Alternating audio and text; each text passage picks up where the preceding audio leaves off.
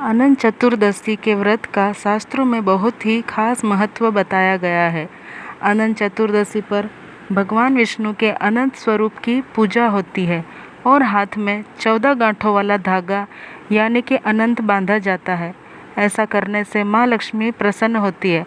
अनंत चतुर्दशी की पूजा में कथा का पाठ करने का बहुत ही महत्व माना गया है। अनंत चतुर्दशी की कथा।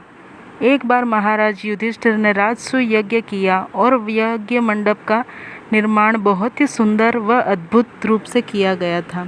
उस मंडप में जल की जगह स्थल तो स्थल की जगह जल की भ्रांति होती थी। इससे दुर्योधन को एक स्थल को देखकर जल कुंड में जा गिरे।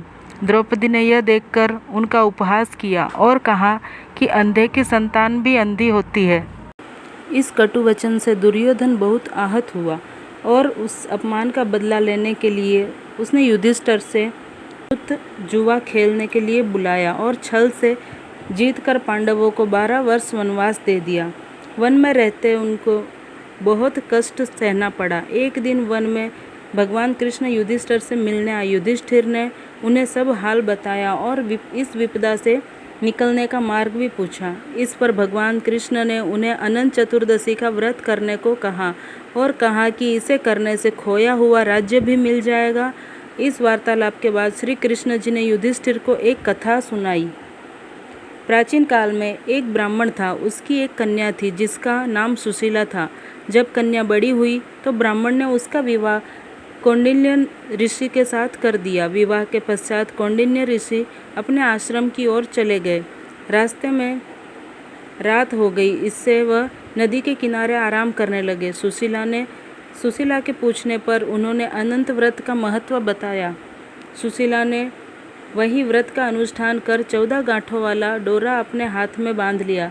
फिर वह पति के पास गई। कौंडिन्य ऋषि ने सुशीला के हाथ में बंधे डोरे के बारे में पूछा तो सुशीला ने सारी बात बता दी। कौंडिन्य ऋषि सुशीला की बात से अप्रसन्न हुए। उसके हाथ में बंधे डोरे को भी आग में डाल दिया। इससे अनंत भगवान का अपमान हुआ, जिसके परिणाम स्वरूप कौंडिन्य ऋषि की सारी संपत्ति नष्ट हो गई। सुशीला ने इसका कारण डोरे को आग में जलाना बताया। पश्चाताप की अग्नि में जलते हुए ऋषि अनंत भगवान की खोज में वन की ओर चले गए। वे भटकते भटकते निराश होकर गिर पड़े और बेहोश हो गए। भगवान अनंत ने उन्हें दर्शन देते हुए कहा कि मेरे अपमान के कारण ही तुम्हारी यह दशा हुई है और विपत्तियाँ आई है, लेकिन तुम्हारे पश्चाताप से मैं प्रसन्न हूँ। अपने आश्रम में जाओ और 14 वर्षों तक विधि विधान से मेरा यह व्रत करो। इससे तुम्हारे सारे कष्ट दूर हो जाएंगे। कौंडिन्य ऋषि ने वैसा ही किया और उनके सभी कष्ट दूर हो गए और उन्हें मोक्ष की प्राप्ति हुई। श्री कृष्ण की आज्ञा से युधिष्ठिर ने भी अनंत भगवान का व्रत किया, जिससे पांडवों को महाभारत के युद्ध में जीत मिली।